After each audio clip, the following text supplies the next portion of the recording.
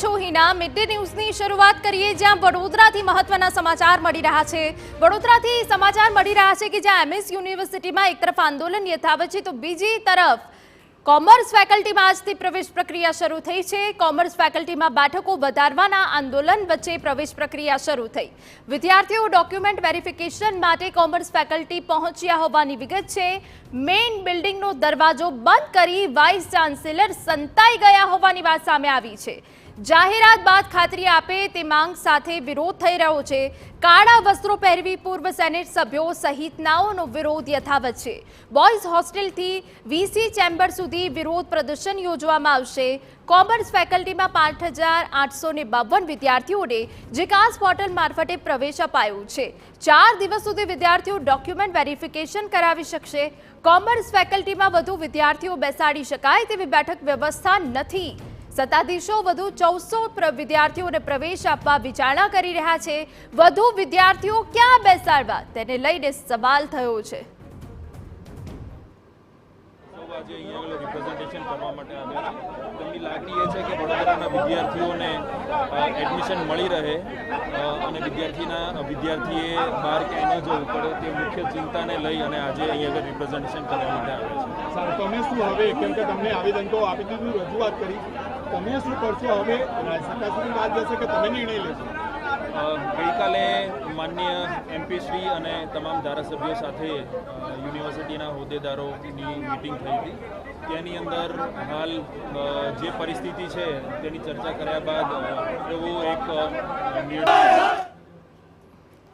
તો એ સાથે જ્યારે આટલી મોટી માત્રામાં વિરોધ પ્રદર્શન થઈ રહ્યો છે યુનિવર્સિટીમાં, એ દ્રશ્યો અમે તમને બતાવી રહ્યા છીએ, ત્યારે મેઇન બિલ્ડિંગનો દરવાજો બંધ કરી વાઇસ ચાન્સેલર સંતાઈ ગયા હોવાની પણ વાત સામે આવી છે।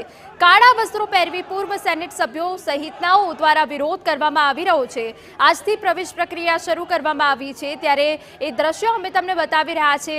બોયઝ હોસ્ટેલથી વીસી ચેમ્બર સુધી વિરોધ પ્રદર્શન યોજવામાં આવશે। જો કે કોમર્સ ફેકલ્ટીમાં 5852 વિદ્યાર્થીઓને જીકાસ પોર્ટલ મારફતે તો પ્રવેશ અપાયો છે।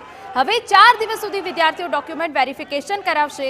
કોમર્સ ફેકલ્ટીમાં હવે વધુ વિદ્યાર્થીઓને બેસાડી શકાય તેવી બેઠક વ્યવસ્થા નથી અને સત્તાધીશો વધુ 1400 વિદ્યાર્થીઓને પ્રવેશ આપવા પર વિચારણા કરી રહ્યા છે। પરંતુ સવાલ અહીંયા એ થાય કે વધુ વિદ્યાર્થીઓ હવે ક્યાં બેસાડવા? જો કે હજુ પણ આંદોલન યથાવત છે। પ્રવેશ પ્રક્રિયા એક તરફ શરૂ થઈ ગઈ છે અને વિદ્યાર્થીઓ ડોક્યુમેન્ટ વેરિફિકેશન માટે આવ્યા છે અને સત્તાધીશોએ જે વધુ 1400 વિદ્યાર્થીઓને પ્રવેશ આપવા વિચારણા કરી રહ્યા છે, પરંતુ એટલી બેઠક વ્યવસ્થા હવે છે જ નહીં। ત્યારે એમએસ યુનિવર્સિટીના દ્રશ્યો અમે તમને બતાવી રહ્યા છે કે જ્યાં વિદ્યાર્થીઓ દ્વારા વિરોધ કરવામાં આવી રહ્યો છે અને એક તરફ કોમર્સ ફેકલ્ટીમાં બેઠક વ્યવસ્થા નથી રહી અને બીજી તરફ 5852 વિદ્યાર્થીઓ કે જેમને જીકાસ પોર્ટલ મારફતે પ્રવેશ આપવામાં આવ્યો છે અને એ વિદ્યાર્થીઓ ડોક્યુમેન્ટ વેરિફિકેશન માટે પહોંચ્યા છે। પ્રવેશ પ્રક્રિયા એક તરફ શરૂ કરવામાં આવી છે અને અત્યારે આ યુનિવર્સિટીનો આ સમગ્ર હલચલ અમે તમને બતાવી રહ્યા છે કે જ્યાં બોયઝ હોસ્ટેલથી વીસી ચેમ્બર સુધી વિરોધ પ્રદર્શન કરવામાં આવી રહ્યું છે। બીજી તરફ જે યુનિવર્સિટી તરફથી જે જવાબ મળવો જોઈએ તે જવાબ નથી મળ્યો। કાળા વસ્ત્રો પહેરીને પૂર્વ સેનેટ સભ્યો સહિતનાઓ દ્વારા વિરોધ કરવામાં આવી રહ્યો છે અને અત્યારે જે સામે આવ્યું છે તેમાં વિદ્યાર્થીઓ ડોક્યુમેન્ટ વેરિફિકેશન કરાવવા પહોંચ્યા છે, પરંતુ તે વચ્ચે હોબાળો થયો છે, તે વચ્ચે આંદોલન કરવામાં આવી રહ્યું છે। વિદ્યાર્થીઓમાં રોષ છે અને બીજી તરફ યુનિવર્સિટીથી હજુ સુધી કોઈ જવાબ મળ્યો નથી।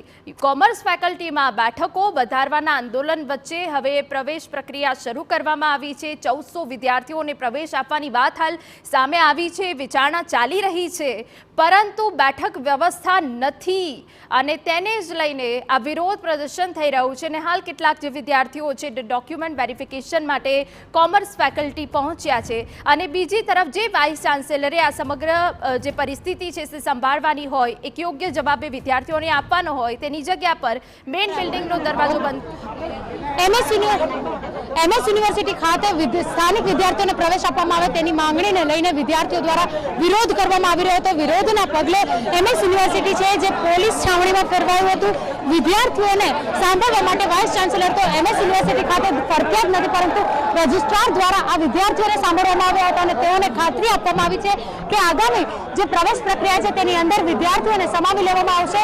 તો બીજી તરફ જે રીતે વાત કરીએ, રજિસ્ટ્રાર પણ આપણી સાથે હાજર છે, તેમની સાથે વાત કરીશું રજિસ્ટ્રાર સાહેબ, જે રીતે પ્રવેશ પ્રક્રિયાની વાત કરવામાં આવી છે, વિદ્યાર્થીઓ આંદોલન કરી રહ્યા છે, શું નિર્ણય લેવામાં આવ્યો છે? શેનો હમણાં વાત તો થઈ વિદ્યાર્થીઓને જે ચિંતા છે વ્યક્ત કરવા જે રિપ્રેઝન્ટેશન કર્યું છે એ રિપ્રેઝન્ટેશનની અંદર જે ગઈકાલે નિર્ણય લેવાયો તે લોકલ વિદ્યાર્થીઓ જે છે તે ટોટલ સીટ્સના 95% એની અંદર એડર થઈ શકે એ માટેનો નિર્ણય લેવા આવ્યો. બિલકુલ સર, જે રીતે વાત કરી કે 95% વિદ્યાર્થીઓને સમાવવાની વાત કરી છે, પરંતુ માળખાકીય સુવિધા અને પ્રાધ્યાપકોનું શું કરશો? કારણ કે કાયમી શિક્ષકો કે પ્રોફેસરો તો છે નહીં.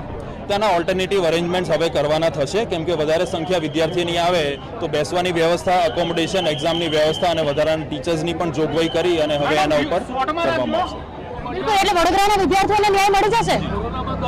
વડોદરાના વિદ્યાર્થીઓને ન્યાય મળે તેની માંગણી સાથે વિદ્યાર્થીના જે આગેવાન